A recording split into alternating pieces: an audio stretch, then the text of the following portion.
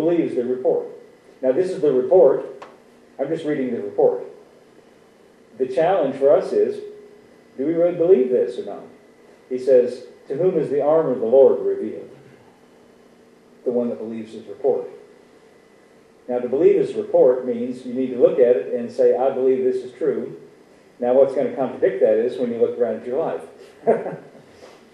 But you've got a choice to make. Do you want to see the arm of the Lord revealed? I do. I need to look at his report and say, I just choose to believe this report. I don't care what it feels like. I don't care what it seems like. I don't care what any other evidence says to the contrary. This says, he bore our griefs. He carried our sorrows. Let's make it personal. He carried my griefs. He carried my sorrows. Stricken, smitten of God. He was wounded for our transgressions.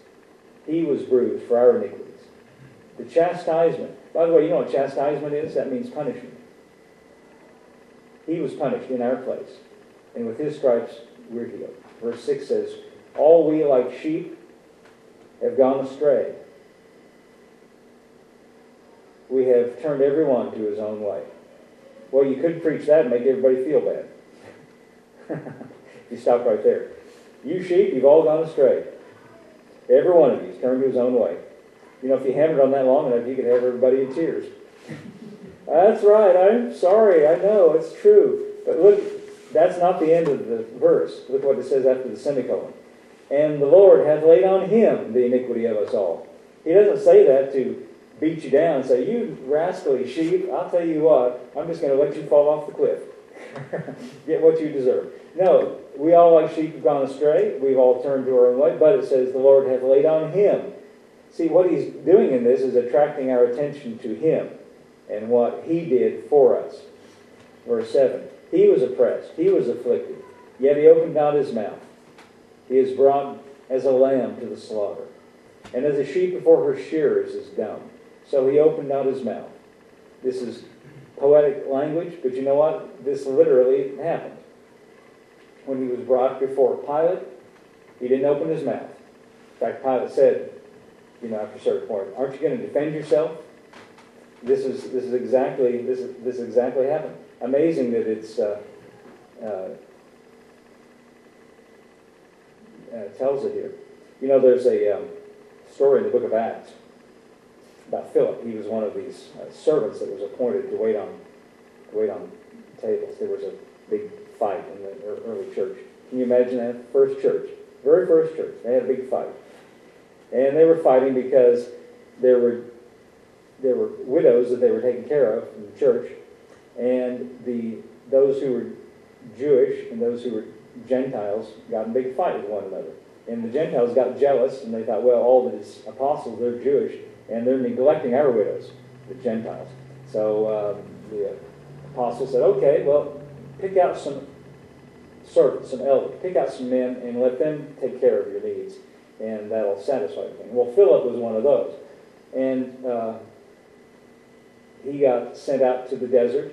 God took him out to the desert, and here came a chariot right along with an Ethiopian eunuch, and the Ethiopian eunuch was reading, as it happened, from the Scriptures. And guess what he was reading? He was reading Isaiah, chapter 53, this very passage we got through reading. And it says that Philip ran alongside the chariot. I bet that was quite a thing to see, a chariot going along with horses, and here's this guy running alongside, and they're having this conversation. I guess, in my mind, I'm picturing Philip running alongside. Do you understand what you're reading? It's kind of strange. Well, how can I understand, the guy says. Here they're having this conversation, the chariot's going along, he's like, how can I understand unless somebody explain it to me? Is this talking about himself or somebody else? Well, Philip said he got a good text to preach from. He preached Christ to him. That was a good thing. It's about Jesus, and it's easy to make that connection. Verse 8 says, he was taken from prison and from judgment. Who shall declare his generation? He was cut off out of the land of the living. For the transgression of my people was he stricken. In other words, continually it's saying he died, he was punished, he was stricken, he was smitten for our transgressions. He made his grave with the wicked and with the rich in his death, because he had no violence, neither was there any deceit in his mouth. Yet it pleased the Lord to bruise him. He hath put him to grief. Wow, that's kind of a shocking thing. How could it say that it pleased the Lord to bruise him? Well, what pleased the Lord to do was to take care of what was wrong with you without punishing you. You know, John 3:16 says, "For God so loved the world." That's you and me. It says, "For God so loved the world that he gave his only begotten Son." When did he give him? When he was on the cross. And what was he doing there? He was carrying everything wrong with us. He was carrying all of our disqualifications, all of our sin, all of our griefs, all of our sorrows, everything flawed, and everything that had to do with grief and sorrow and pain and sin and sickness and all those kinds of things. He was carrying all of those things for us. That's why it says it pleased the Lord for him to take our place. That's God's way of rectifying our situation, is to put it all on Jesus. It says it pleased the Lord to bruise him. He hath put him to grief.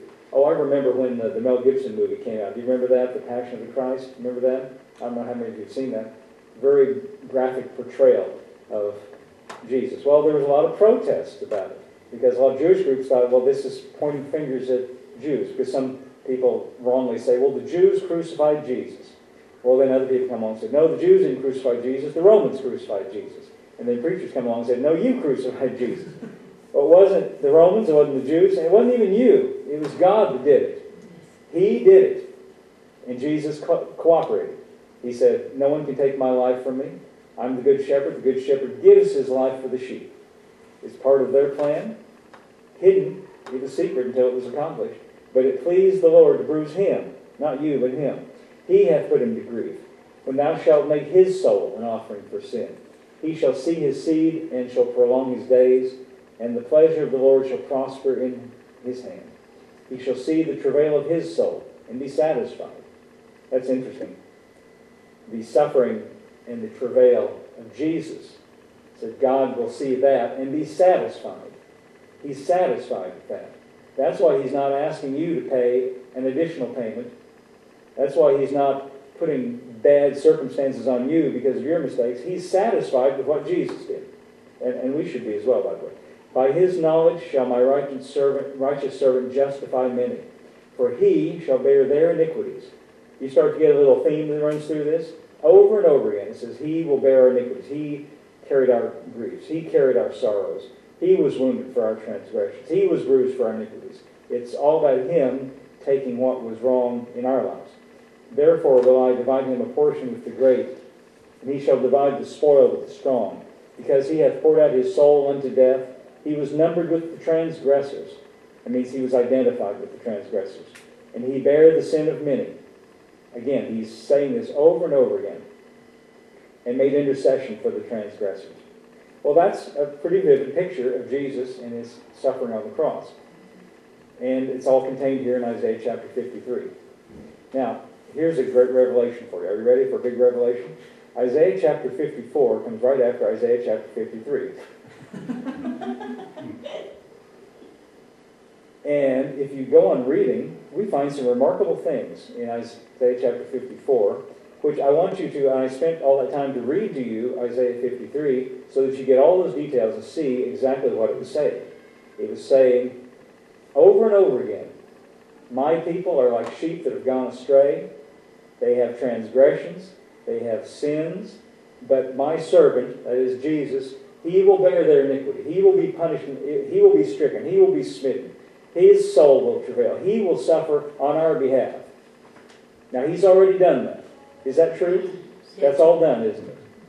Okay. Now, let's go and read in chapter 54. Now, think about the fact that, or at least this is what I'm going to suggest to you, that Isaiah 54 is a continuation and is written in the light of an accomplished fact in Isaiah 53. So now he says in chapter 54, sing, O barren, that didst not bear. Break forth into singing, and cry aloud, thou that didst not travail with child. For more are the children of the desolate than the children of the married wife, saith the Lord. Now, what does this say? Well, he's using a metaphor. He's using a poetic picture. He's referring back to an Old Testament story about Abraham. And Abraham had a wife that was barren.